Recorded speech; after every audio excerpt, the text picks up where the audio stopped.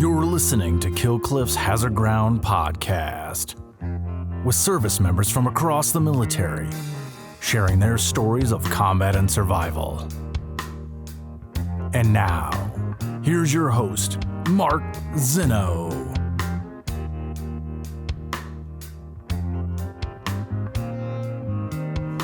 Welcome into the Hazard Ground podcast. As always, we appreciate you joining us each and every week. Before we get started with this week's episode, another self-suggestion, again, which we love. Go to our website, send us an email. If you want to tell your story here in the Hazard Ground, we certainly would love to tell it. So take the time out to do that. But a couple of announcements before we get to this week's guest.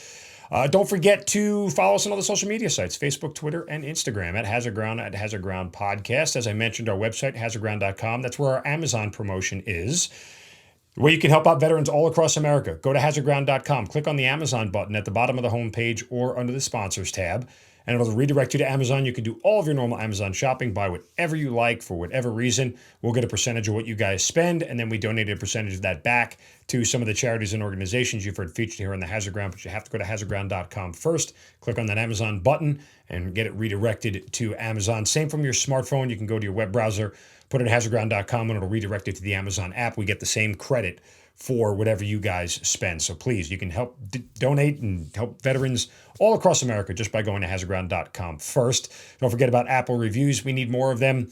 Trying to crack the top 100 Apple podcasts. Can't do it without your help. We keep seeing more and more of them come every week. They are helpful. Trust me. I know you don't feel like they're doing anything, but they are. And people are taking notice. So leave us 5 stars. Tell us why you love the show. Doesn't have to be a long review. But however you get your podcasts, however you get Apple Podcasts, please leave us a review. Subscribe to our YouTube channel because you can watch all of our episodes there as well. Just go to YouTube, Hazard Ground, and you will see us there. Click the subscribe button. Give us a thumbs up as well. Don't forget to download the Kill Cliff TV app. All of our episodes are also available through Kill Cliff TV and the Kill Cliff TV app. And while I'm mentioning Kill Cliff, of course, killcliff.com. Our good friends, our good partners here. Clean energy drinks, CBD products as well. Some of the best clean energy drinks on the market. I know I use them personally. The pre-workout, the post-workout are exactly what I need for me. But trust me, they have a wide variety of selections, amazing flavors. Killcliff.com is where you can go to order your Kill Cliff. And again, if you're into CBD and CBD healing, Kill Cliff is a great clean energy drink that provides you with the CBD that you need. All right, on to this week's guest, who spent nearly 25 years in uniform, on active duty, and retired from the U.S. Army as a sergeant major. Started out on active duty, and then after his active duty time, went into the New Mexico National Guard, where he ended up deploying to Afghanistan and deployed to Egypt. Also worked on the counter-drug task force within the state for the New Mexico National Guard, and now is even in the process of trying to upgrade reserve component soldiers' medals for valor, because of the perception that reserve component soldiers have that they're not as worthy as active duty soldiers. This is a noble cause, and I, somebody who is now in the reserve component in the Guard, certainly appreciate the efforts to recognize those from the reserves and National Guard. He is Jason Riley joining us here on the Hazard Ground. Jason, welcome, and thank you so much for being here. Thank you so much for having me. I greatly appreciate it. Absolutely. Again, always good to have a fellow Guardsman on. I know there's not that many of us, but, we stand strong together, me and my Guard brethren. So I certainly appreciate Absolutely. Absolutely. Certainly appreciate you spending the time with us. And again, a lengthy career, and one that you have told me is kind of really unique, not really hard to emulate. Sometimes careers take similar paths. I mean, everybody's career is unique to a certain extent, but some people follow similar paths. I will say this much, and I know this from being in the Guard, and active duty soldiers might not know this, but counter-drug for the Guard is one of the best jobs in the Guard, but it's extremely hard to get. And those who get it hold on to it like it's their whoopee, like it's their blankie. They never let it go. So those jobs almost rarely ever open up. When they do, they get snatched up, and people are usually there for the better part of a 20-year career. Yes, sir. That's correct. I spent 14 years on that task force and left screaming and kicking. So how did your military career start? I went to high school here in New Mexico, up in Los Alamos, New Mexico, home of the atomic bomb, and graduated in 1988. I enlisted at 17 into the delayed entry program, and I wanted to be an airborne infantryman, like a lot of fine young men. And so I shipped off to Fort Benning, did the whole 30th AG and OSIT, did the whole airborne school, and arrived at the 82nd Airborne shortly thereafter. And you had told me that you had just actually missed the invasion of Grenada. No, Panama. Sorry, Panama. Grenada was 83. Yes, Panama, yes. Yes, that's Manuel correct. Noriega. We were the unit that was in the DRF-1 in that early December period of 1989. And we were doing airfield seizure after airfield seizure. And then if you look back on the situation, things calmed down. And I think the decision to invade kind of got put on hold. So we rotated off of DRF-1, went on the DRF-9. And then that young Marine lieutenant and his wife he was killed, and I think she was assaulted. And that changed everything overnight. So the unit that had taken our place then got to jump in a couple of nights later. So we felt forever cheated, of course. Yeah, sure. And then, so as you go throughout your career, you get off active duty after about what, 7 years? No, 4 years. So I did a 4-year hitch, sorry. Big Army, right? Mm-hmm. Now, why did you get off active duty? Did you know you didn't want to do it full time for the rest of your life? I thought I didn't want to. I did my 4 years, and like many young soldiers, lots of complaining and, maybe this isn't what I expected, or I could do better on the outside. So I got out. I ETS'd, and it wasn't very long at all until I realized that was really my passion, that I really enjoyed serving in the military. So I enlisted in the New Mexico National Guard. Now, when you enlisted, though, did you have to reclass? Is that correct? I did. At the time, I was, of course, an 11 Bravo, and the state didn't have 11 Bravos. They had no infantry. We were very heavy on air defense, artillery, and transportation and maintenance and so on. So I was given a choice. I was given a fork in the road. The two things that interested me were either becoming a medic or becoming an intelligence analyst. And in hindsight now, I wisely chose becoming an intelligence analyst. So I reclassed. I went to the active duty school at Fort Huachuca. And while I was there, I ran into a fellow New Mexico Guardsman who was in the task force. And I'd never heard of such a thing, that all the National Guard programs, or all the National Guard states, had counter drug programs. And he turned me onto it. So the day I finished my schooling, I walked into their headquarters. I ran into Colonel Stout, who was a great man. And I said, hey, I would like to, join this task force. And because I had a top secret clearance and I had the formalized military intelligence training, he hired me on the spot. And I got to spend 14 years working on that task force. It was an amazing journey. It really was. Wow. So a lot of things happened in those 14 years, most notably, obviously, 9/11. But take me through the early part before we get to 9/11, your experience in counter drug and sort of what you guys were doing on a day-to-day basis for those who aren't necessarily aware of what counter drug does in the Guard. Great. That's a great question. So every state and 4 territories, so 54 states and territories, all have a program. Mm-hmm. Some of them are very, very small, and some of them are very large. And of course, the biggest ones are the ones along the southwest border, sure, which of course New Mexico is. We have 181 miles of border we share with Mexico. So we had a very robust program. And we did a whole host of things, from drug demand reduction activities at schools to border operations, border surveillance operations, vehicle inspection operations for Customs and Border Patrol. It was a really, really, really great task force, very heavily integrated, particularly with the border entities, Border Patrol and Legacy Customs. So what's a typical day like? I mean, what's a typical operation like? Is it all sort of cloak and dagger looking for bad guys, or are there actually Border Patrol agents that you guys are working with on a routine basis to do seizures? We worked hand in hand, day in and day out, shift work with Border Patrol agents and Customs agents. So we had soldiers that worked with Border Patrol doing surveillance operations on the border under their direct control. Obviously we're not law enforcement. We weren't allowed to perform law enforcement duties. So we did a lot of surveillance style operations, be it remote LPOP operations. We then evolved into bringing military technology in, like FLIRs. A lot of FLIR. The Mexico border is particularly remote, even though the whole border is pretty remote. This is a particularly remote spot. Then we moved into working with Customs at the ports of entry and Border Patrol at the Border Patrol checkpoints, which are generally about 20 miles away from the border. And where we found an expertise is inspecting and dismantling vehicles, because most of the narcotics smuggling is happening through the ports of entry, and it's inside of compartments in vehicles. And these are very sophisticated operations on the Mexican side. I mean, they built compartments in quarter panels and tires, in gas tanks, and Border Patrol and Customs just didn't have the expertise or really the interest, because they have to do so many other things. So we honed in on this deal about inspecting and detecting narcotics and then dismantling the compartments. And that became our bread and butter for many, many years. and they loved us for it. So what's the most creative compartment you've seen made to hide drugs? Yeah, there's so many. I don't know. Give me a couple of you 2 or 3. Just name me, some of the more interesting ones. So the ones that were most common, and probably not as sexy, were metal tire compartments around a tire. So they would actually take a tire off the wheel off, and they would build metal compartments all around it, and then put the tire on over top of it. So the car would literally be running on hundreds of pounds of, mostly marijuana, but sometimes meth, sometimes cocaine. Gas tanks were huge. One time I saw a gas tank that was completely full of dope, and they had rigged the vehicle so that the only gas was from the windshield wiper reservoir, because the entire gas tank itself was full of dope. You're not going to get very far on that, though. When you run out of gas, aren't you a sitting duck? That's it. You just have to cross the border. The big thing was getting across the border. Then when they get across the border, they could reshuffle the narcotics, put it in different types of vehicles if necessary. And they'd send the drivers and those vehicles back to Mexico and do it again. So it was a game of cat and mouse. They would develop a technique that worked. We would figure it out. They would change the TTPs.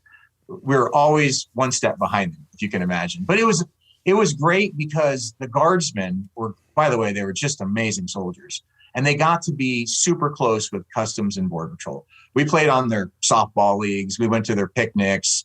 We, went bowling with them at night. I mean, these guys got to be super, super integrated with the supported entity. Now, we didn't carry firearms. Obviously the agents were there to protect us. There were several shootouts at ports of entry while our guys were there. They would, run for cover. It was a wild time. That was a really wild time in smuggling. Everybody who is listening and watching this now is going to get in their car and look around and go, where could I hide drugs if I theoretically was going to hide them? Because that's what I'm going to do now. I did that for a decade. I would literally drive down the road looking at drivers and looking at cars, thinking, I wonder if there's dope in there.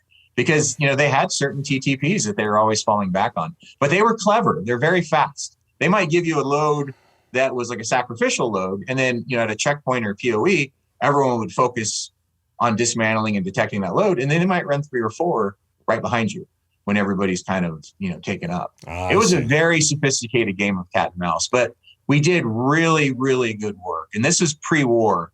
So a lot of these young men, they had no combat experience, and they were, gentlemen, a lot of them first generation, second generation Mexican men. And they were the hardest workers you've ever seen. They busted their asses. And for that, law enforcement loved them. It really was a great relationship. Wow. That's it's not like that here in Georgia. There's not a counter drug. They're all important, as you mentioned, but it's just it's different when you're in a border state. It takes on a whole different realm. I think I was in the Maryland National Guard. Counter drug worked a lot in the inner city, right? Like that's where they're, depending if there's a metropolis or whatever, or an urban area where drugs are more prevalent, their focus is there. But yours is a whole different world when you're sitting on the Mexico border. Yeah, and we also did. My program had about 160 soldiers, so it was large. So we did do drug demand reduction operations where we would go into cities and teach at schools and do things of that nature. And we also did marijuana eradication operations, which is another interesting component that involved a lot of soldier skills. We go in with BLM agents, Forest Service agents, and help set up surveillance operations on like large illegal outdoor grow operations. And then again, they would make the arrests. We did not have arrest authority. Right. Those operations, we would be armed for self-defense, but barring an exigent circumstance, we were not to get involved in, the actual arrests. Okay. So you were in the Guard from 93 to 2013, and obviously the first 7 years of that are fairly consistent and static. When 9/11 happens, where are you, and what happened shortly thereafter for you as a guardsman? On 9/11, we were having our annual conference was supposed to start that morning. Mm-hmm. So we were very spread out throughout the state of New Mexico. So that very, very morning of September 11th, all of our soldiers were converging on Albuquerque for our annual conference when the plane struck. So immediately, this is pre-cell phone era, right? It wasn't very prevalent. So we had to get in touch with all of our guys, send them back down to the border because the border became a national security issue at that point. And in fact, I think we shut down the border for 2 or 3 days. There was literally no traffic, which was, I think, unprecedented. I don't think we'd ever shut down the Mexican border completely before. So that changed things on the counter drug side because my full-time job was counter drug, but I still had a weekend National Guard obligation. I still had to go to drill once a month. And that job was a separate job than my counter drug job. So now we're working counter drug operations on the border with the national security implications, and whatever units we were in are now in various stages of, possibly getting ready to deploy. So you kind of have a dual thing going on during that early period of time.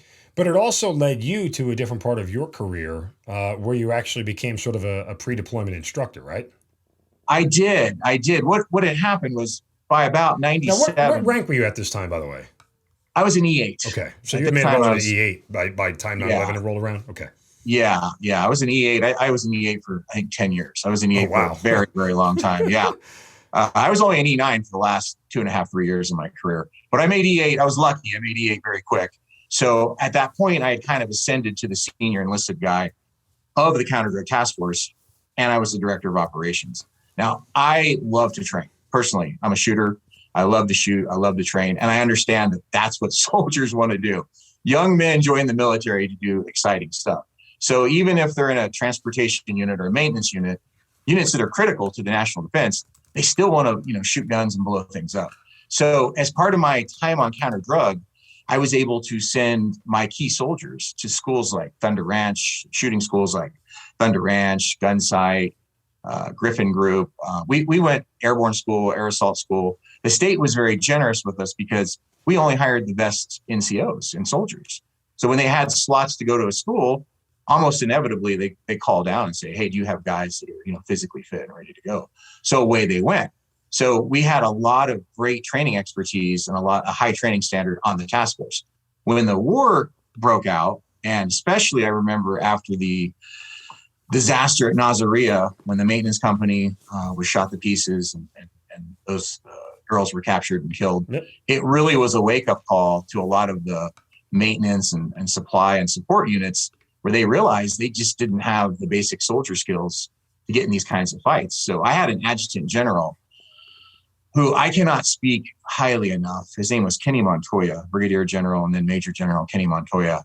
And he very quickly recognized that, like most guards, our National Guard just wasn't ready to be tossed into a close-in fight. The whole idea, well, I just drive a truck or I just do maintenance, that didn't fly anymore in the current combat environment. So he started drafting myself and some of my key NCOs to do pre-deployment training, if you will. And so it started off kind of hodgepodge, where we'd bring them in and just teach them, basic weapons handling, more advanced weapons handling, a lot of live fire shooting, some combatives. I got all my guys, combatives level 1, 2, 3, and even some guys level 4 trained. So we started doing things like that. And then it evolved to the point where he said, I want you to leave your weekend job, which I can't even recall what I was doing at the weekends at that point, and do this as your IDT job, your 1 week in a month. And then eventually that transformed into doing it full-time, 7 days a week. So it was an exciting period. We were running hundreds and hundreds and hundreds of soldiers through this type of training. And I think it was beneficial. I mean, they were not, most of them were not combat armed soldiers, but they were being exposed to stuff that I think was very helpful to them prior to deploying. How much for you of that whole deal was more about,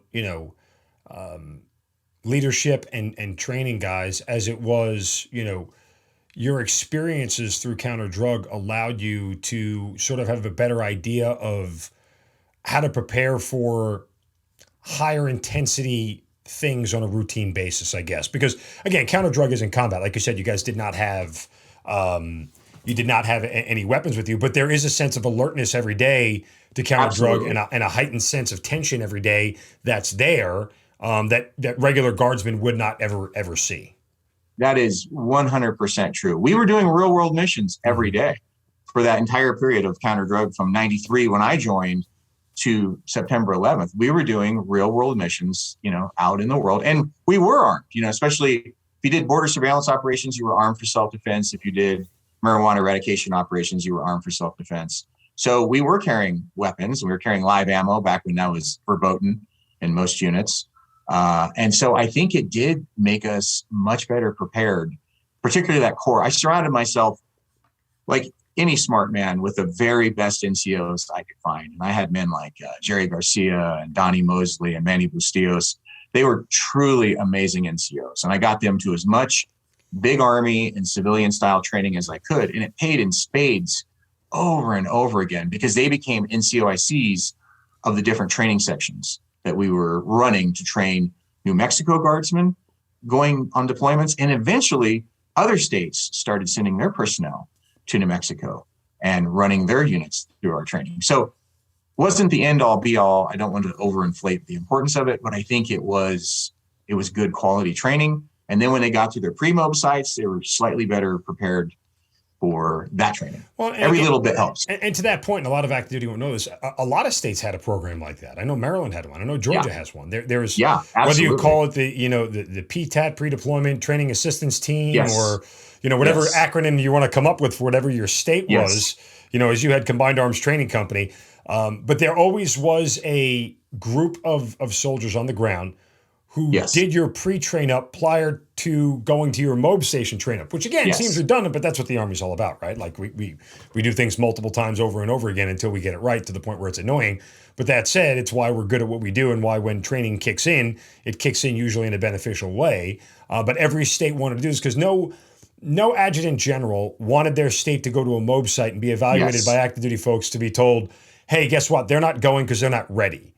That was their that gets 3 and 4 stars at NGB really ticked off, and it's not a good look for anybody within your entire state if that happened. So that said, it was super important for leadership at state level to make sure that their units were trained up prior to getting to the MOB station for their train up and certification, where the active duty unit would sign off and say yes, they are ready to go downrange kind of deal. So. And again, a lot of active duty might not know that because that pre-train up is just normal course of doing business for them, not the case for the Guard. So, and in reality for us, you could argue it made our deployments actually longer. Way longer. Active duty had back in, it's not a year anymore now, but it was 1 year BOG, boots on ground. And that started from the date you got in country to the date you left. But you got to remember, we spent in state, an AT period, probably an extended AT period of 3 weeks training at the state level to go to a MOB station for anywhere between 30, 45 to even 90 days before you got on the plane to start your boots on ground. Yep. So what was 15, 16 months for us was only a year for them. Now, again, granted, they're in the field for months leading up to it. They might not stay at home every night. So, I'm not saying one is better than the other. They're just different ways to sort of skin the cat and get from point A to point B. But for us, it's, again, leaving your civilian job and everything. You're sort of out of the picture a little bit longer in the Guard format than you are in active duty. And also, take a soldier in the New Mexico National Guard. He joins the Guard 10 years before, right? He goes to his training. He's a truck driver. He's a teacher full-time, let's say. So he goes to one drill per month, and he goes to 2 weeks of annual training per year. And then all of a sudden, you're like, okay, now you're going to war. Then all of a sudden, it was 1 week in a month, my ass. Yeah, well, right. It could be more, certainly. But, I mean, a guy whose full life isn't the military, a guy who has a full career doing something else, and it can be scary for them to say, hey, you're going to war, and you watch the news, and there's IEDs going off all day, every day, and guardsmen and reservists are being killed and maimed. They were really serious. These young guardsmen who weren't full-timers, they were soaking up this information the very best they could. They wanted to be as good as they could before they went overseas. Yeah, and I can remember succinctly, and we'll get to this when you get downrange as well, but there is a stigma about reservists and guardsmen from the active duty. They're not as 100%. Good as we are. They're not as sharp as we are. They're lazy. All those things are out there. Unfortunately, there is a truth to some of that because, some Guard soldiers are lazy, but I think there are some lazy soldiers in active duty too. I think that's just soldiers in general. The difference is the ability to sort of whip them in shape, and active duty is different than it is in the National Guard. It's a much longer process. So it was important for me as a leader in the Guard when I took my unit overseas to make sure that we weren't the people being perceived as ones who drag ass, right? Like it was right. Important to me to make sure that they understood the expectations were high and that this wasn't the time to look to cut a corner. This wasn't the time to be like, oh, I'll get to it tomorrow. No, you'll get to it now. Yeah. Because we're playing a different game right now. Yeah. And if you look at it, but look at a platoon of soldiers in the 82nd Airborne, right? They're 18 to 22 years old, right? They're incredibly young. They're incredibly fit. Then you look at a National Guard unit and those guys might be late 20s to mid 30s. Right. So they may not look as sharp and they may not be as physically fit, but they bring a tremendous amount of things to the battlefield. Sure. Their experience as a police officer or a corrections officer or a teacher, I mean, they brought things to the battlefield that an 18 and 19-year-old can't. I think both of them are incredibly valuable. I always talk about it. My driver, during my first tour in Iraq, he was a specialist. He was a chemical MOS. But on the side, in the civilian world, he ran his own IT company. And when we got to Iraq, he literally set up our own internet network. He Isn't that set amazing? up his own network. And we never, we had our own internet, not even related to the government or anything else. He was able to set it up on his own, ordered the parts, got him in, and created his own network for the entire house that we stayed in. Yeah. Show me an 18-year-old E1 in the big army who can do that. No. It's probably pretty far and few between. Probably not going to happen. Might be able to beat you at PlayStation, but not much else after that. And run faster than you, probably. That also, I'll give him that tip of the cap, right? I'm a little bit older now. I don't have the legs that I used to. But you end up deploying downrange to Afghanistan. What year was this? So I went downrange in 2007. And what had happened around 2006, I was basically blasted out of counter drug by my adjutant general because he said, I need you off of counter drug and I need you running the CAT-C mission full time.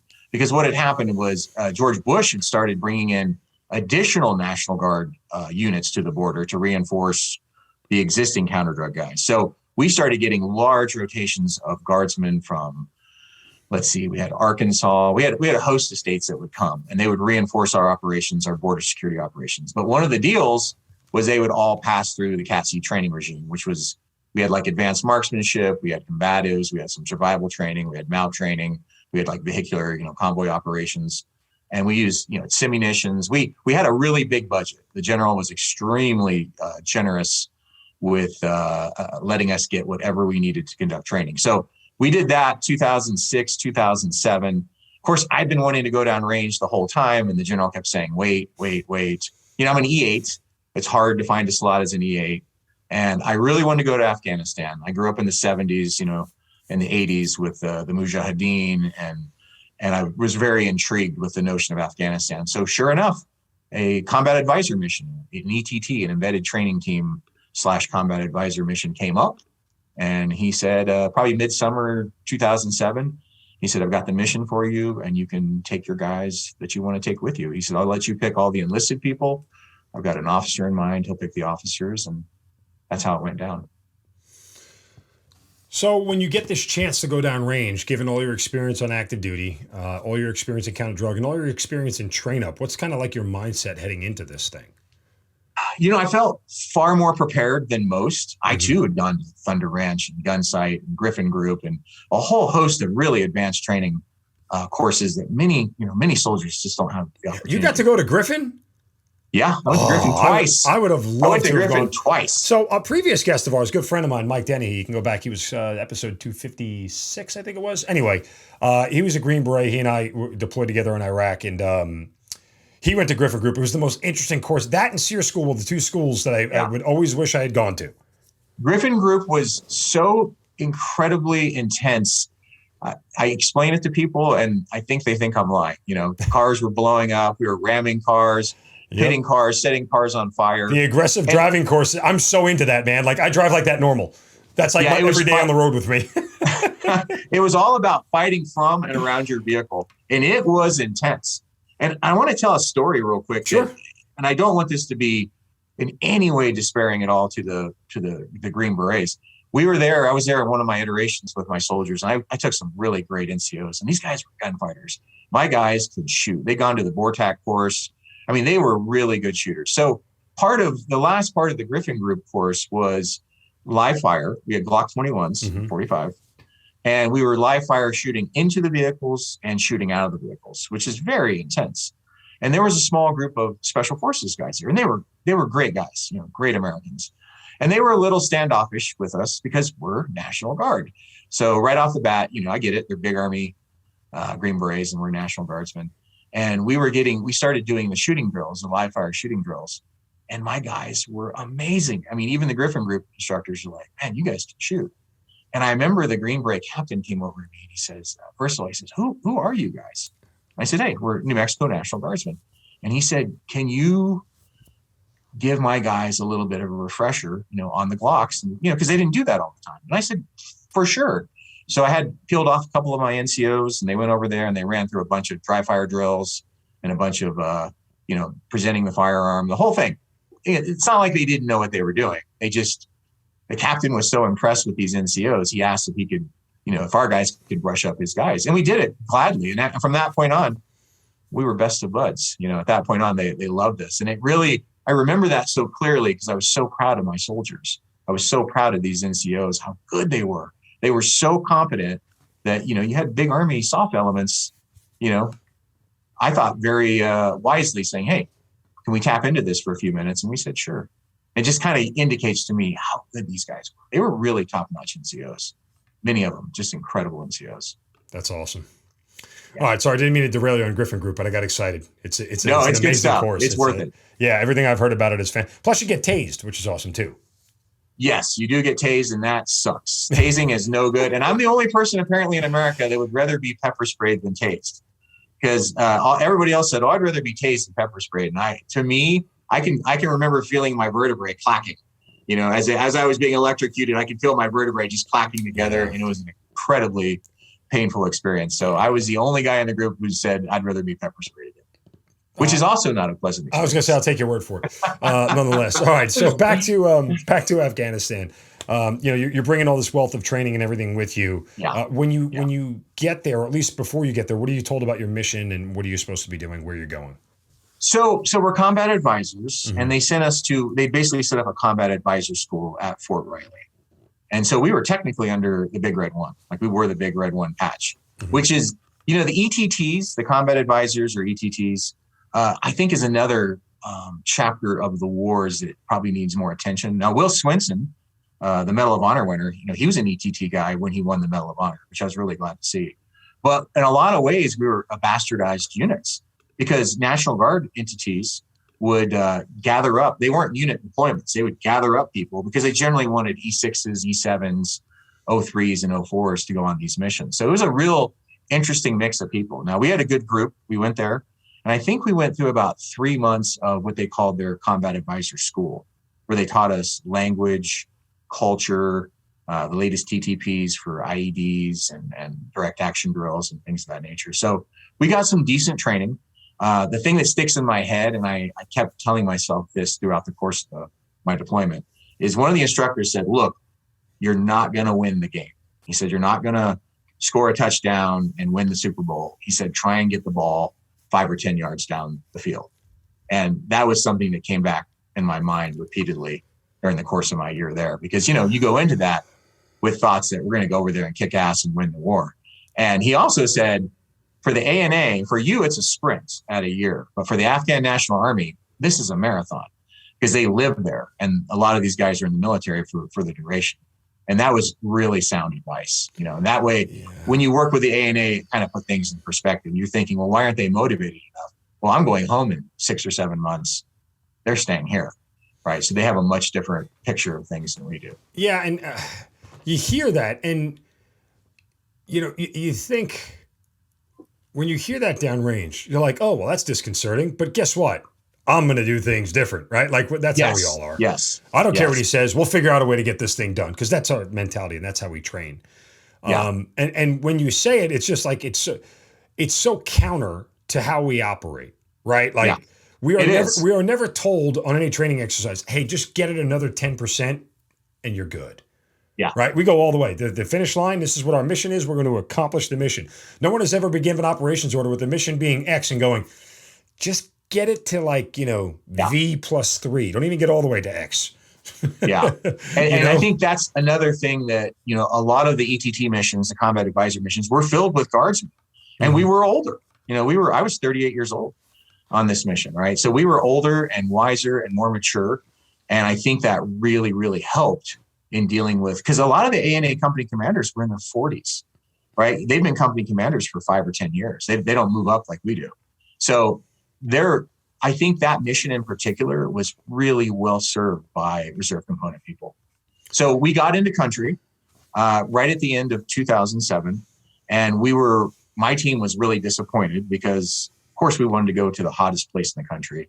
And we got assigned to ARSIC North, which they were calling the Quiet North. So we were all, of course, disappointed because we're like, we don't want to go to the Quiet North. We want to go to the raucous East or the radical South. But that's the mission we got. But it didn't turn out to be the Quiet North. I mean, that 2007, 2008, 2009 is when the North really started to blow up. So we had front row seats to the surge and the insurgency during that period of time. And it made it difficult for us.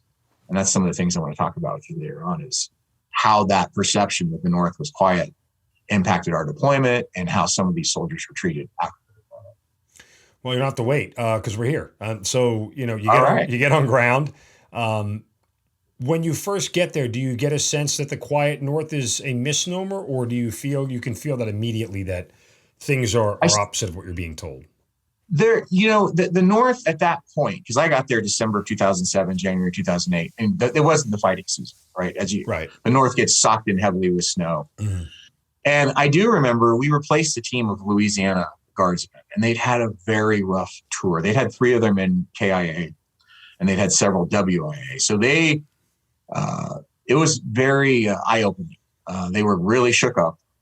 They were clearly hurting tremendously because now they're getting ready to go home. And they're not bringing 3 guys with them. So that was a real wake-up call to see the effects of that many losses. They had a catastrophic IED that killed three guardsmen and an interpreter.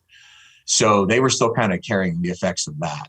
But we had an OIC at a level above us who wanted us to go out immediately and to a village called Tesnawa, which is a village that played a huge role in my year there.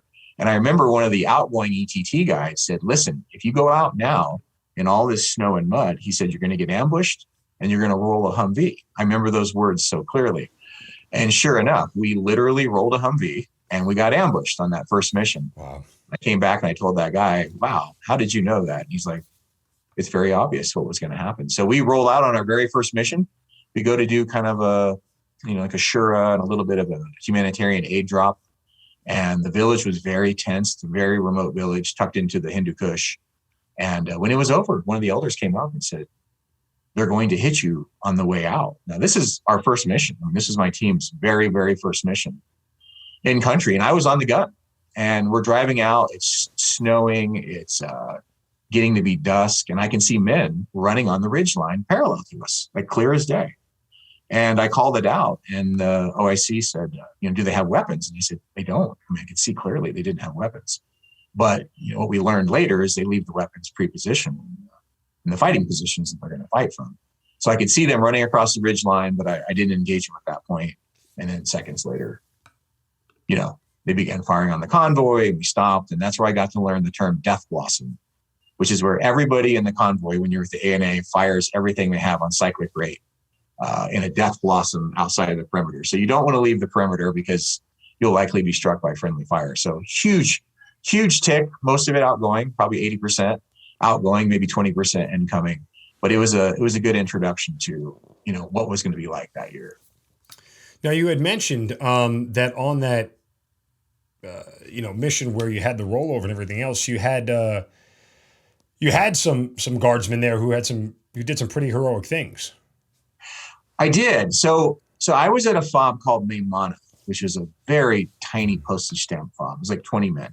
And a point I wanted to make about that FOB, and I think it's very indicative of that era, was there were probably 20 Americans on this FOB.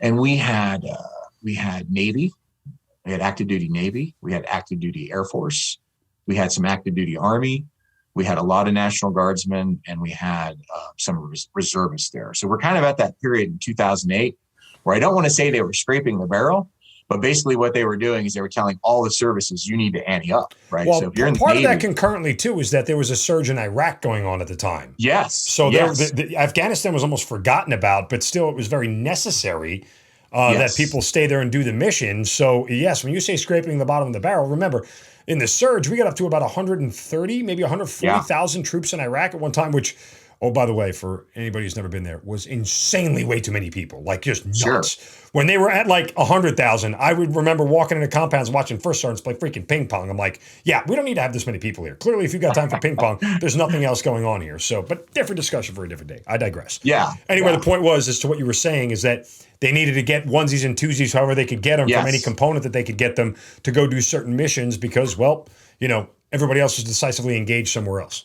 Exactly. So I would talk to these Air Force and Navy NCOs, and I'd be like, you know, basically, what's your story? And they're like, well, I got like 10 or 12 years in, and I was told I'm going on this deployment, or you're getting out of the Navy, or you're getting out of the Air Force. And, you know, they'd had a little bit of training, but not a lot. And we made a point not to take them off the FOB, right? I mean, they were communications people, there were some maintenance people, and there were some cooks. So they stayed on the FOB, and that's where they belonged, and they were perfectly happy to be there. We did have an active duty Navy corpsman, though, who, of course, he was our medical support. And he traveled with us whenever we traveled out. So I'm on this FOB for maybe the next 2 or 3 months, and it's winter. I mean, it's deep, deep winter. So very little activity for the first 3 months. And then the team I was with, the New Mexicans, rotated out of that FOB back to Camp Span, the bigger FOB. And because I was an E8 and this inbound New York National Guard team didn't have a senior NCO, they rotated in on me at Maimana. My team went back to Camp Span. And so now I'm with a new group of guys. I'm with these New York Guard gentlemen, which was a real educational experience. Let me tell you, that was, I learned as a New Mexican, I learned what it's like to be in close proximity to true New Yorkers. Yeah. It was shocking. We're a special folk. Very special. It was Captain Joe Minning and Staff Sergeant John Herbst at the time. And I remember going on our first operations, and they are screaming and cursing at each other and insulting each other the whole time. And I'm sitting there quietly thinking, boy, these guys absolutely hate each other. Nope. It's just and I quickly realized that's just how they communicate. That's how they talk. They loved each other to death. And it didn't take long before I was part of that tiny little team. So here's the three of us with a Terp assigned to an Afghan National Army infantry battalion. And what they did, we did, right? So they went on operations, we went on operations. And we did our best to mentor their company commanders, their battalion commanders, and their senior NCOs. And I will say this, the ANA got a lot of criticism following the collapse of Afghanistan, and I never saw anything but tremendous bravery from these men. I mean, tremendous bravery. When there was gunfire, they were moving towards it all the time, and faster than we could, because they were wearing, 3 magazines on their AK and a helmet. That's it.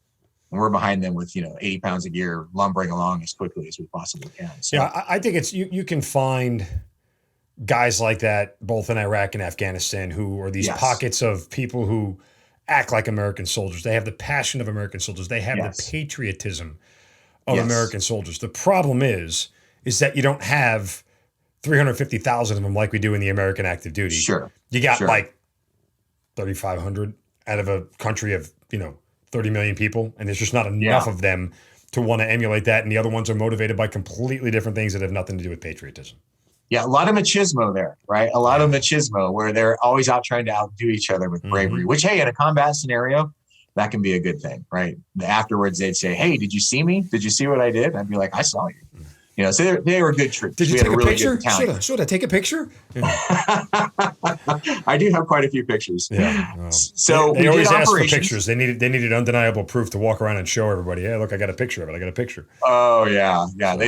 They did like pictures. I actually saw my first smartphone in Afghanistan in 2008. Oh, really? Those guys had smartphones and we still had flip phones, which I thought was really interesting. I was still playing Snake on my Nokia. So those were the good old days.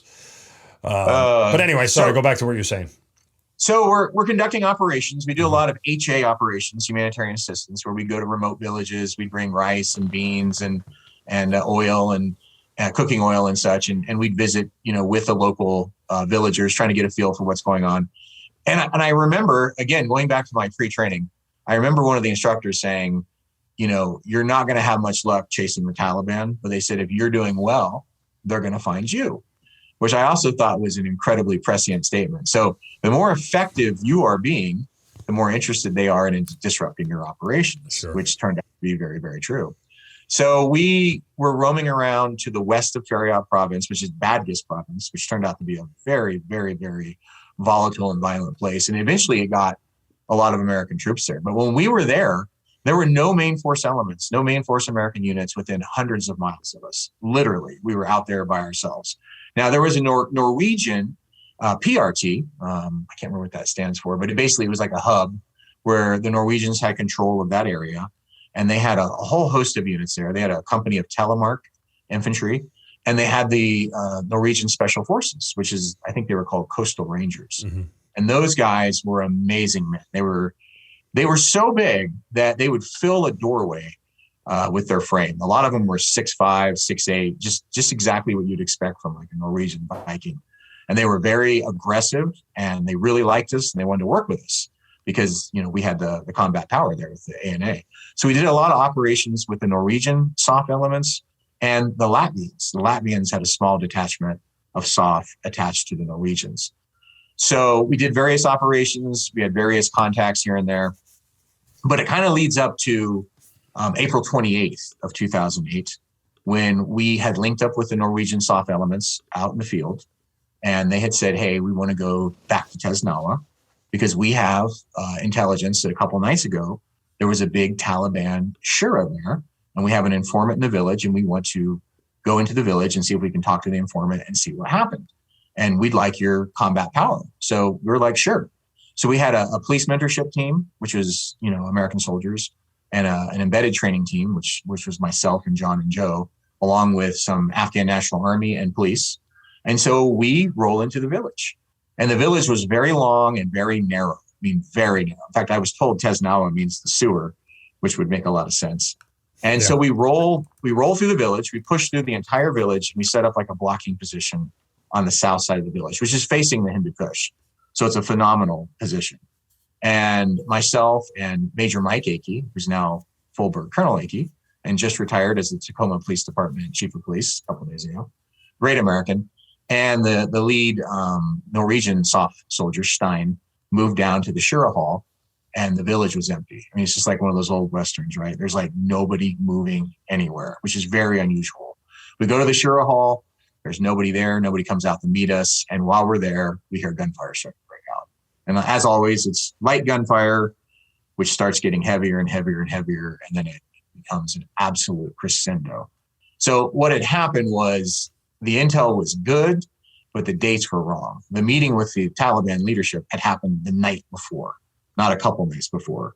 So when we rolled into the village, the local Taliban, were still there. They were just outside, just south of the village, camped out in the hills. So the fire became very intense very quickly.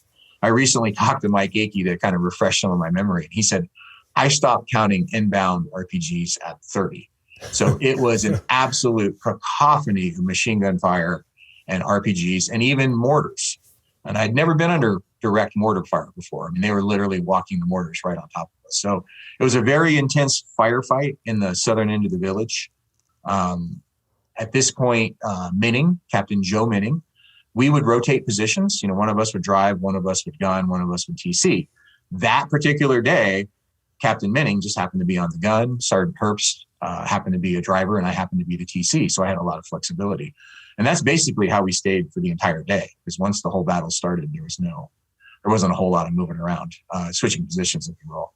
So I remember clearly I ran up to Captain Minning. He was in ETT-31, which is our Humvee, and he was laying down, hundreds and hundreds of rounds of 240. And I will never forget, I saw 4 Talibs break cover and start running from my left to my right, which is the first time I'd ever seen an enemy combatant so close I could see the weapons they were carrying and the clothes they were wearing. And before that registered in my brain, Minning had gunned them all down, just knocked them over like bowling pins. And, I'm an E8, but I'm not a battle-hardened, combat soldier that a lot of these SOF element guys who've gone on 25 deployments, they've seen so much more. And that was a wake-up call to see those soldiers tumble dead right in front of me and to see Minning react so fast that just as it's registering in my brain, he's already knocked them to the ground, was kind of an indicator of what was going to happen that day. And Minning and Herbst had both had multiple combat deployments before. So they were very, very experienced soldiers, and they were great great men. I can't speak of them highly enough. And that touched off the battle. And that lasted about 6 or 7 hours.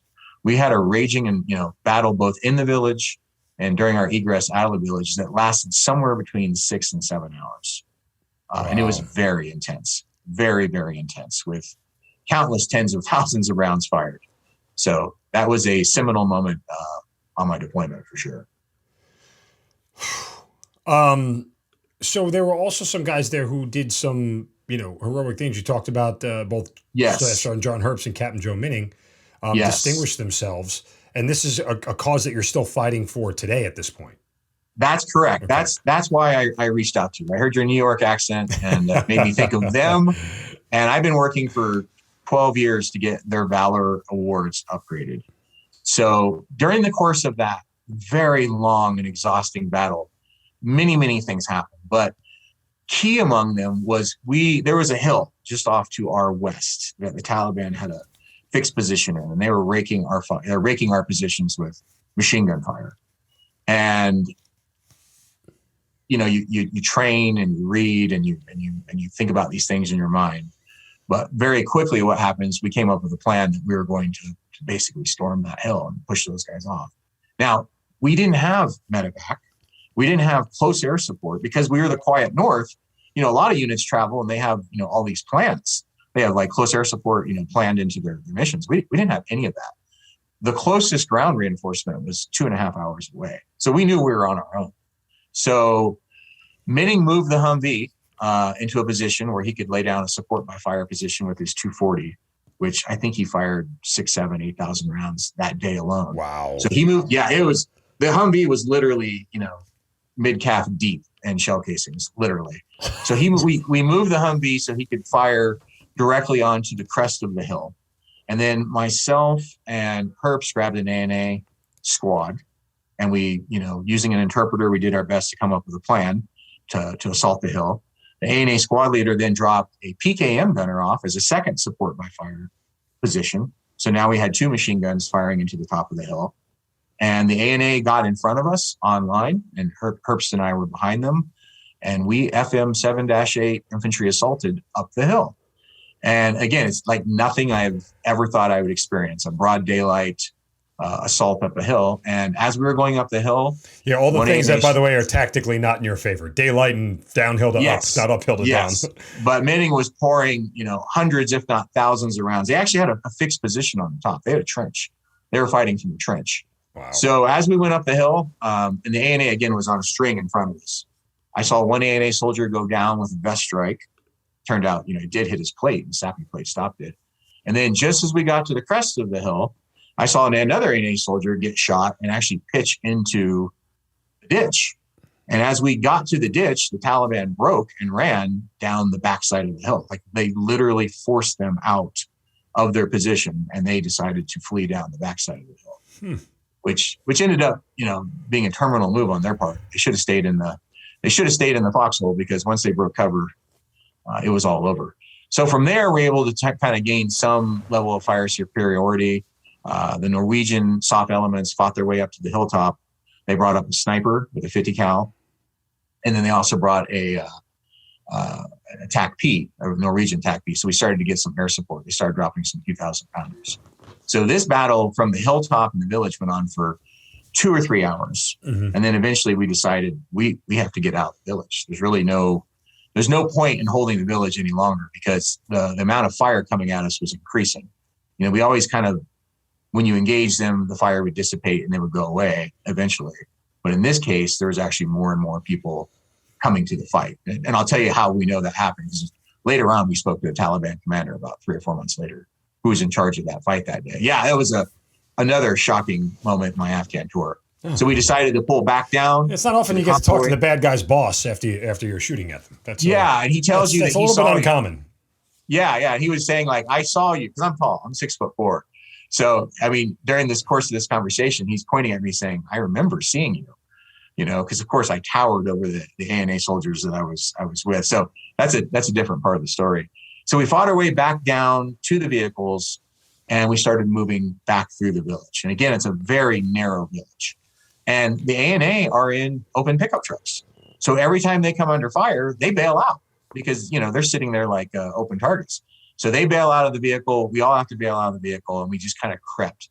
Probably took an hour to fight our way out of the village. And at one point, they were throwing hand grenades over the walls, and they were exploding amongst the vehicles. So it was very, very close contact. The Norwegian soft elements and the Latvian soft elements were also in soft-skinned vehicles. So they also had to bail out of the vehicles. So really, you had minimal numbers of people. Luckily, we were in up-armored Humvees, but minimal amounts of people were in their vehicles. Most people were fighting just kind of tree to tree and house to house as we pushed out of the village. So that probably took another hour to an hour and a half to get out of the village. And finally, we kind of busted out to the end of the village and did took accountability, made sure that, we got the wounded guys were starting to get treated. We had all of our people, and we thought, okay, we're out of the village. And we start pushing our way back towards the Ring Road, which is still another 3 or 4 hours away. And it turned out that they had set up ambushes along the entire length of the road out. So it was a shooting gallery the entire way out until we finally busted onto the Ring Road. And at that point, we had aircraft with no bombs doing, hilltop level just passes, just trying to run the Taliban trying off. To scare the hell out of them. Yeah. Yeah, they were swarming us in motorcycles. You could see them everywhere in motorcycles swarming around. It was a very exciting and interesting day. So I don't know if exciting is the word I'd use, but sure, I'll take your word for it. It was certainly the highlight of my military career. I mean, to be in a 6 or 7 hour gun battle and things worked, men were incredibly brave. They did phenomenal things. I'm just barely touching on, there were so many brave things that happened during that day. And then, as I said, we faced another 2-3 hours of driving out and constantly having to stop and engage the enemy because, again, the A&A are in light-skinned vehicles. They can't drive through an ambush. They just get shot to pieces. So you'd have to dismount every single time, engage them with the heaviest weapons you have, push them back, and then take off again. So it was 6 or 7 hours of very intense combat that we survived. We very gleefully survived, and we're very, very thrilled. I got the experience, that thrill that you only get when you face certain death. Yeah. Hey, so I didn't crap my pants, so there's a small win right there. That's so funny. There were a couple of comical moments during this battle that popped into my head when I was thinking about talking to you. And one was at one point we were going through the village. The RPGs were literally just streaking over the tops of the vehicles everywhere. And somebody came on the radio and asked, where were they coming from? And one of the soldiers yelled over the radio, over there. And which became, that became our battle cry afterwards. Over there, over where? Right? We're all in Humvees, driving out of the village, and someone yells, they're coming from over there. And another one was once we finally got out of the last ambush, we were out in the middle of nowhere. It was flat ground all around. We parked all the vehicles, and you saw probably 6 or 8 guys move 10, 15 feet from the vehicles and take battle shits.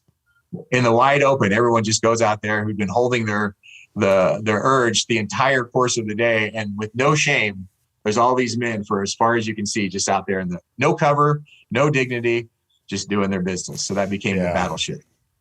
Yeah, similar.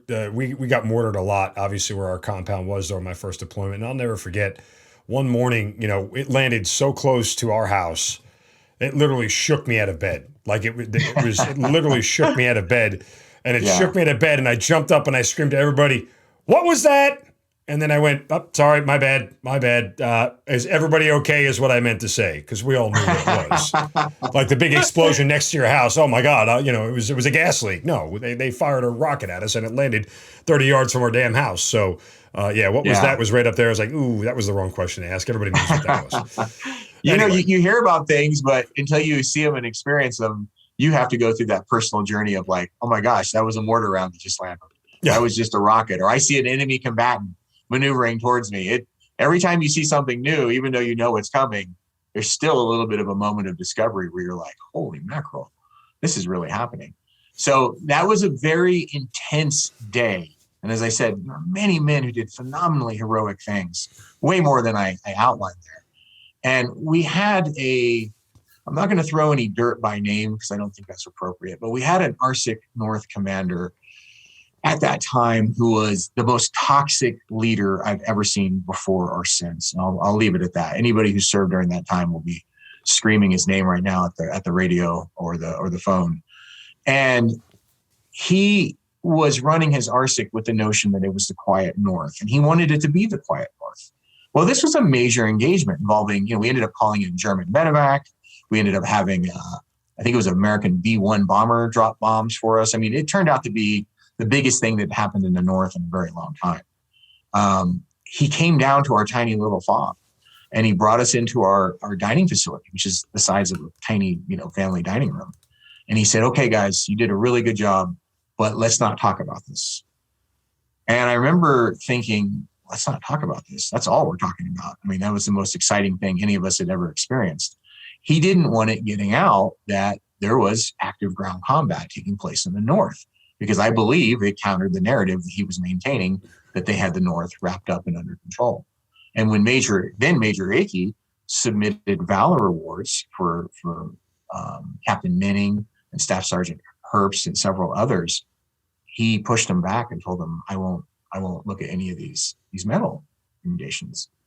And he was so toxic that, Major Akey, very wisely didn't push the issue, because he probably would have been relieved of command. And we had to sit on those. And eventually he rotated out, and a new RSIC North commander came. And the first order of business was to submit the Valor Medal recommendations for the men who had really shined that day. And he was willing to receive them, but he was suspicious, in that he was like, why have you been sitting on these for 4 months? And we had to explain to him the previous RSIC commander wouldn't even look at them, which, it's a very awkward and strange position to be in. The whole thing was uncomfortable. And our previous RSIC commander was a big Army guy. And I think there were a lot of factors involved. We were kind of a polyglot hodgepodge group of, onesies and twosies from different services and Army Reserves and National Guard. And I'm sure there wasn't a lot of respect from him, to us and what we'd endured. Sure. And the men eventually did receive downgraded medals, Army commendations with V devices, which I don't want to disparage that medal. No. But the actions that took place that day were certainly at the Bronze Star medal with Valor device level, if not higher. And I think, the medals I submitted, I thought it was very conservative in putting in Bronze Star medal with Valor devices for these men. And every single thing got downgraded. And it's been a burr under my saddle for 14 years now. And I've been working diligently off and on, let me say that. I'll go at it for a few years, then I'll get, unmotivated, because you just keep hitting brick wall after brick wall. And then I'll pick up the mantle again, and I'll try and move forward with it. And we're gaining a little bit of ground right now. That's one of the reasons I wanted to come on and talk to you about that, because I believe strongly that there are a lot of Guard and Reserve soldiers who probably earned medals at a higher level than they received for a variety of reasons. And I do think it's something we should be talking about and be discussing. Yeah, I mean, it's always a very dangerous slope when you talk about medals. It is. It is. It really is. I've said this before. I mean, I got a Bronze Star in my first deployment, and I truly and genuinely feel that I earned the hell out of it, and I earned every single thread on that medal. Yes. And I'll take that with my grave to me. The second deployment I was on, it was mandated by the general, by the division commander, that all 04s would get Bronze Stars. And when they were telling me they were putting me in for one, I literally told the command, I don't deserve it. I didn't do anything worthy of it. The job didn't merit it. And they told me, we have to put it in this way. I'm like, well, just don't put one in, period. It's just ridiculous. And I remember reading, I think it was in Stars and Stripes, the paper that they would give you overseas. Sure. There was a column in there about the number of Bronze Stars that were given out from like the beginning of the Iraq War to 2007, and then from 2008 on, and the number had like quadrupled. And I've always maintained, and I've always held to the maxim, that if everybody has one, it's not special. Exactly. You remember the house on Halloween that gives you the chocolate bar the size of your head, because the little Snickers that everybody gets aren't special, because everybody has one. Yeah. So it stands to reason that I believe we should be super tough on awards and not hand them out like candy, because they need to hold some semblance of value. I agree. Especially the service medals, especially the ones you get, like you said, at the end of your tour, if everybody E8 and above gets a Bronze Star medal for service, it doesn't mean anything. It doesn't mean anything. And I'm not even really addressing the service medal issue. Right. What we were addressing, though, is the impact. Yes. Yes. The Valor medals are very personal. And the write-ups on these are really quite phenomenal. I mean, this is not made up stuff. This battle raged for 6 hours. And there was tremendous amount of valor displayed by many people. And no one was asking for, Distinguished Service Crosses or Medals of Honor. But, for instance, Major Akey at the time was put in for an ARCOM V. He was the OIC. He was coordinating all these efforts throughout this tremendous battle. His was downgraded to an ARCOM. Now, an ARCOM is what you give an E4 who kicks ass on a great annual training, right? This is the guy who gets the 300. He was the best soldier, on the annual training. Yep. It's not something you give the OIC of a multi-service, multi-nation, 6-hour slugfest to get an ARCOM, an Army Commendation Medal. And these were well written. I mean, these are very well written medals. And I keep forwarding them to people for review. And everyone's like, wow, this is amazing. This definitely deserves it. But what I discover is it's not something that can be done at a geo level. It has to go to a congressman. A congressman has to get involved. Yes. And, that's where you tend to sputter out. And I've been working with New York National, because you can't, if I went to New Mexico, I did go to New Mexico congressmen, and they're like, these aren't my constituents. Yeah, okay. I'm not going to help you. These people can't cast a vote for me. Thanks. Exactly. Let's not do what's right. Let's not do what's right just because generally it's right. Let's just do what gets me elected. Yeah. And now Captain Minning is dead. He took his own life a couple of years ago. And he took his own life. He did multiple deployments. He was the first man at Ground Zero, the New York National Guard. He did a combat deployment to Iraq that a friend of mine, Sean Michael Flynn, I'm going to show you this book. This isn't my book, but he wrote a book called The Fighting 69. And there's Joe Minning on the cover of this book. I mean, Joe Minning was a hero. And a good chunk of the book that Colonel Flynn, now he's in 06 in the New York National Guard, wrote is centered around Joe Minning's exploits on this tour, right? From Ground Zero to Baghdad, right? So these are men that are uncommonly brave men.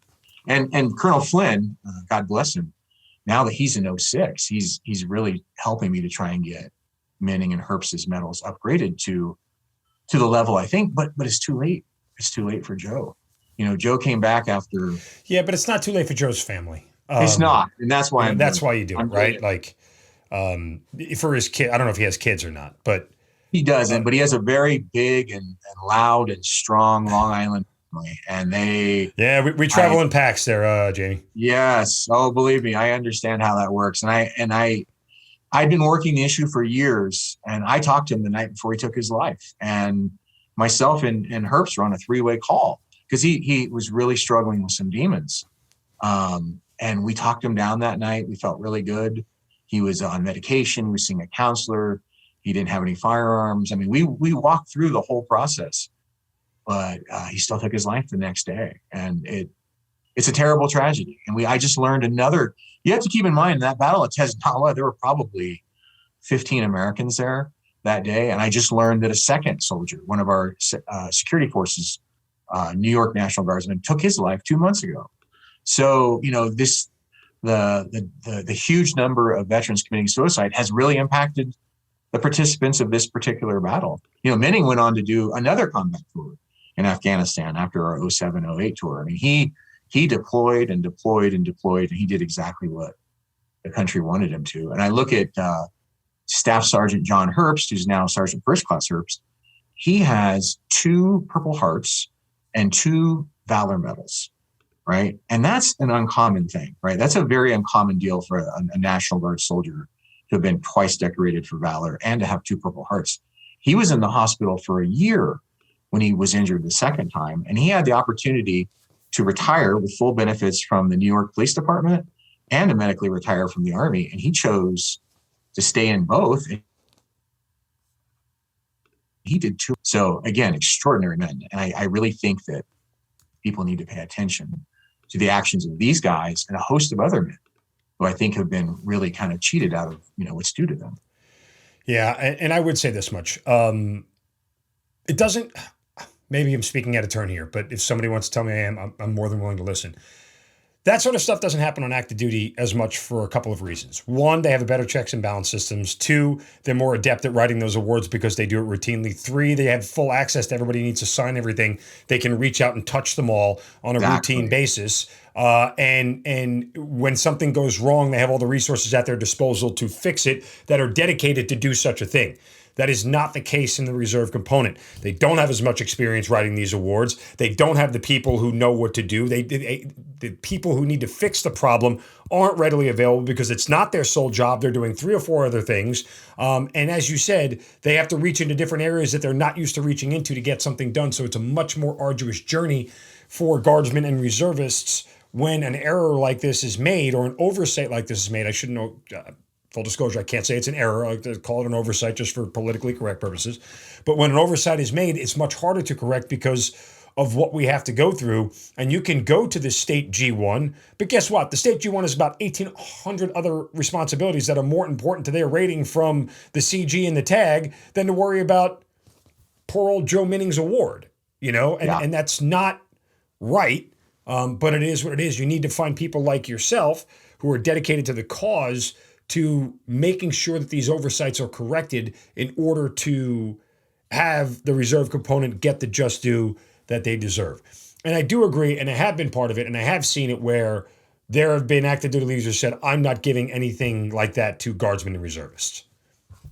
I'm trying to avoid that statement. No, I'm telling you it's the case. I believe it is. There's truth to it. I'm genuinely telling you it's the case. I will die on my last hill saying that because that is 100% the case. I've run into leaders like that who have said that out loud.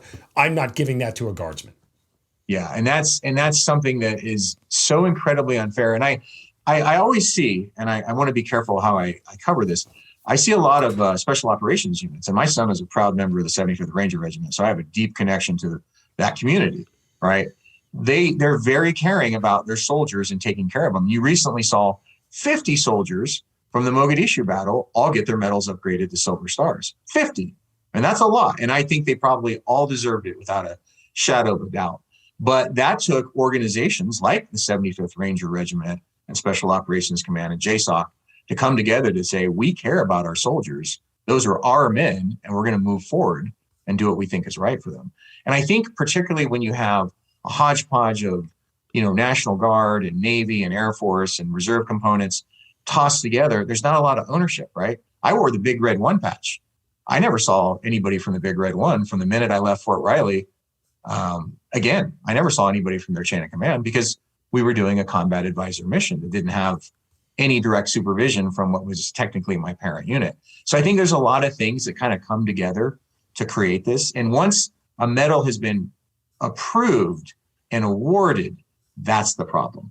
Because then you have to go back and show all this extra stuff, which I have done. I've gone back and collected statements from some of the soft elements that were there, particularly the Norwegians, but it's really hard to get traction. I feel like we're moving in the right direction now, particularly with Colonel Flynn, as he's now risen up through the ranks to the New York National Guard. He's a very good man and a very good officer. I think at some point, we're going to get these two guys recognized.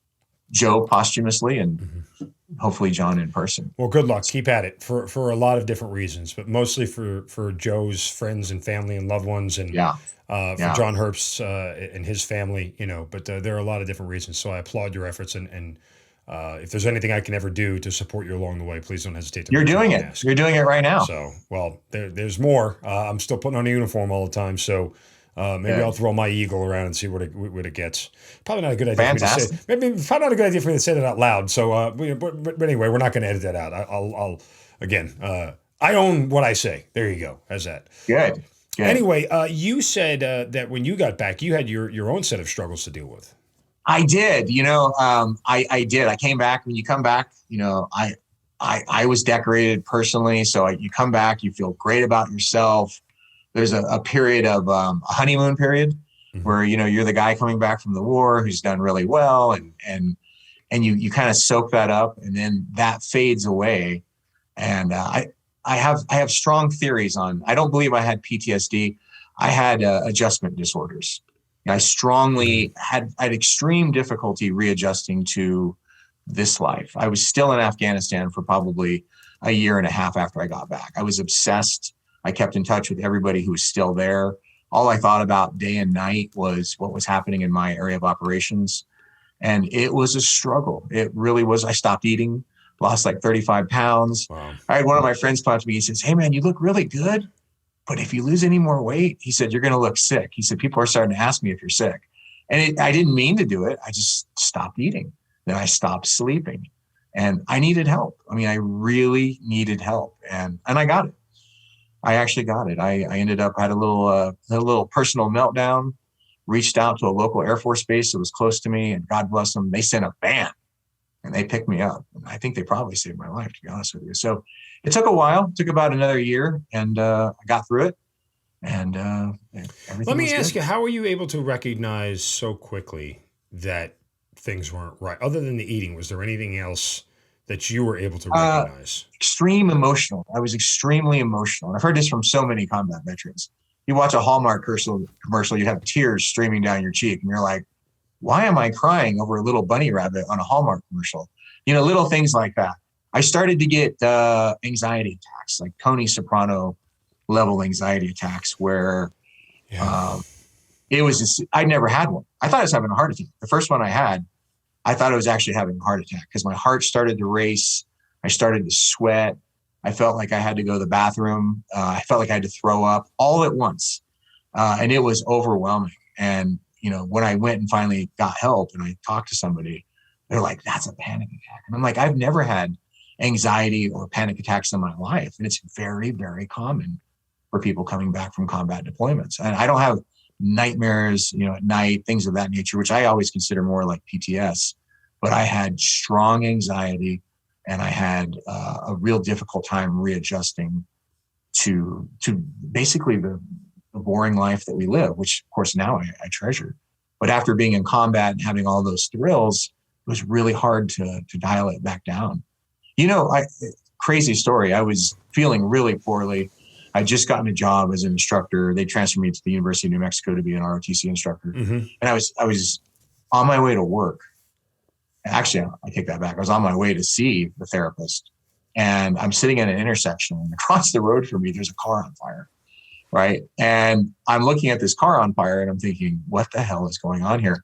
When I cross the intersection, there's a dude in the car, and he's like slumped over the wheel, and the hood of the car is on fire, and he's got his accelerator pressed down, but the car in front of him had put it in park and jumped out, and so he's piled against the car in front of him. So the car's tires are spinning at like 120 miles per hour, and it set the car on fire, all that friction. There's rubber flying everywhere. And long story short, I ended up getting his window down, and I reached in to turn off his car. He woke up. He started biting me. He thought I was trying to steal his car. I'm in uniform, right? So I'm like giving him a little bit of elbow, telling him, you know, "Hey, stop biting me, stop biting me." We got him out of the car. It was more like a campfire. I don't want to make it sound like a Hollywood fire. It's kind of like a campfire on his hood. But we got him out. The ambulance came. I went on to my therapist to have that visit, and I didn't realize I was covered in molten rubber. Like the rubber from the melted tire had covered my whole body, my left side. And I got to that visit, and I felt amazing. I felt better than I'd felt in like 2 years. I was so excited. I was so alive. And that's when I realized that I missed the adrenaline, right? The adrenaline, even though that wasn't really a dangerous situation, there was a tiny element of danger to it, and it woke me back up, right? And that's why I think young soldiers come back and they die in those car accidents driving 175 miles an hour in their sports cars or their motorcycles, because they're trying to recapture that intensity of combat, that feeling of danger. And eventually it fades. What I discovered for me personally was it took a few years, but I was able to readjust to normal life, and now I love my life. But it took several years to kind of come off of that high of combat and that excitement. And I think when your body is super elevated in feelings of danger for long periods of time, I think it does rewire your brain a little bit. And I think that takes time for people to kind of process and work through. Well, I think it's an incredibly valuable lesson that you're teaching people. And you know, through my own personal, situation, it's the same and it's similar. It's why I ask the questions that I ask, because I'm still trying to figure out, navigate through this whole thing and understand better the ways to overcome this stuff, right? And I always wonder if PTS is sort of more along the lines of alcoholism or drug addiction, where it's something that you live with and fight every single day, or if it's ever a destination where you just move on to the next phase of your life. And I can't figure out which one it is. It's different for different people. For me, I moved through it and I'm 100% fine today. I don't, I'm a little careful about situations I put myself into. I found like where my anxiety would trigger was if I was in a position I can't really get out of. And I think that comes from being in that Humvee under fire for all those times. You kind of feel trapped in the Humvee. So if I get into a scenario, like if I'm in a movie theater and I'm in the middle chair and there's people filling the both seats all the way to both sides, I start to feel trapped. Even though I could get up and just bull my way through, it starts to, create a small amount of anxiety in me. So I just learned to adjust. My wife and I, we just adjust to scenarios that I'm comfortable with, and I feel good. But some people never recover. It strikes some people harder and they never recover. And I think that's why we have this, tidal wave of veteran suicides that are still happening. I just learned about the death of PFC Henry, who'd been on that battle with us at Tesnala. I did not know. I did not know he'd passed away. And a lot of the guys didn't know that, Captain Minning had passed away. But it just takes us one by one if you're not careful. And I think that's why it's important that we all stay in touch and stay in, contact as much as possible. So perfectly said. You mentioned being a teacher in ROTC, being an instructor. I'm just kind of curious. Yes. What's harder, getting through to two hard-headed New Yorkers from the National Guard, or getting through to ROTC cadets? Because I would assume there is a challenge with both of them. No, I'll tell you what. ROTC considering cadets I'm a New Yorker and was an ROTC cadet, I can I can do both. The New Yorkers were far more verbose and louder. The young students were just so eager. They're just so eager to talk to you, to get all your experience, to get the lessons that you have to teach them. I remember doing paperwork my first year there, and I realized that literally some of them were born the year I enlisted. And that was like a holy mackerel, you're getting old moment. Like when their date of birth was my date of enlistment. But I had a wonderful time there. Got to work with great cadre, and I got to work with great students. I did that for a couple of years. Then I transitioned and took an infantry battalion from New Mexico. At this point, we transitioned to infantry. We have the 1-200 Infantry Battalion here in New Mexico National Guard. And I took them on the Sinai mission, the MFO mission, to Egypt, which, not a combat deployment, but still a very interesting time. And then I wrapped it up. Did you know it was time on your own, or you just they told you, hey? No, I actually wanted to retire at 20, to be honest with you. And the adjutant general wanted to promote me to E9, and he wanted me to take this infantry battalion to Egypt. And I owe him so much. I can't begin to tell you how much I owe General Montoya. So I did it for him, and don't regret it at all. It was a great time, but as soon as I got back, I knew it was time to retire. So I retired in 2013, and I tried to figure out what I wanted to do. And my family and we ended up buying a small family farm. And so now we run a small family farm here in New Mexico and enjoy every day. Well, I mean, listen, you've sort of reached nirvana from that standpoint, right? I have. Veterans make great farmers, by the way. Do they? There's a big push. There's a big push to get veterans into farming because farmers are aging out. I would argue that guys from New York never make good farmers. It doesn't matter what they do. But then again, I would agree with that. I'm from the city area of New York, not from the upstate. I think upstate New Yorkers could farm something, but I don't really ever associate with those people. They're not really. Look, you know this as well as I. Well, you don't know this, but I'll explain it to you. You have Manhattan and the 5 boroughs. You have Long Island. You got Westchester County, Rockland County, and the Yonkers area. And after that, it's just Albany and Buffalo. That's it. Like the rest of that is not really New York. Like there's all New York there, but that's not really New York. Even where Fort Drum is, that's not really New York. It's within the geographical bounds of New York, but nobody considers it New York. Oh, that's funny. That's funny. Well, I see a lot of my friends who retire. They have a hard time starting a second career working for somebody else because, they did 20 or 25 years. And that's the beauty of working for yourself. If you have a farm, you're your own boss, right? So you get to control your own hours and your own output, but we're relatively disciplined people. So, we do the work. We do the work that needs to be done. So the VA is pushing that real heavily recently, veterans to farmers. And I do think it's a good fit. I've had several friends of mine kind of follow me into this world of farming. So it's peaceful, it's peaceful, it's beautiful, and you kind of control your own destiny. So can't complain about it too much. I wish you nothing but the best of crops going forward. May your fields not lie fallow when they are supposed to be yielding fruit and other such crops for you. I don't even know what I'm saying. I'm making it up as it goes along. I hope it makes sense. Very good. I appreciate it. Well, Jason, look, I think you've shared a lot, and it's been amazing talking to you. It's been a great journey, and thank you for letting me sit alongside and hear it all. And again, continued success and continued luck and continued, pushing towards getting those awards upgraded so the people that deserve them get right what they rightly deserve. I think that's so important, and it's super important that we make sure when it comes to impact awards like that those are correct and that they're honored and that people's objectivity doesn't get in the way. Because that's the worst reason for us to not award somebody something. Yeah, we got to take care of all of our soldiers, regardless of what branch they come from or what component they come from. And there's a lot of great reserve component soldiers out there. Amazing. Many of them come from the big Army, right? Yeah. Many of them come from the big Army and then share their skills and experiences with the reserve component. So it's a symbiotic relationship. Absolutely is. Well, again, good luck with farming. Enjoy your peace and happiness with the rest of your life. And I've certainly enjoyed you being part of the Hazard Ground. Jason Riley, thank you for being here. Thank you very much. I appreciate it. You've been listening to Kill Cliff's Hazard Ground podcast, hosted by Mark Zeno. If you have an interesting story to tell and you'd like to be on the show, send us an email at producer@hazardground.com. And if you like the show, don't forget to subscribe, rate, and review on Apple Podcasts. Thanks for listening. We'll see you next time.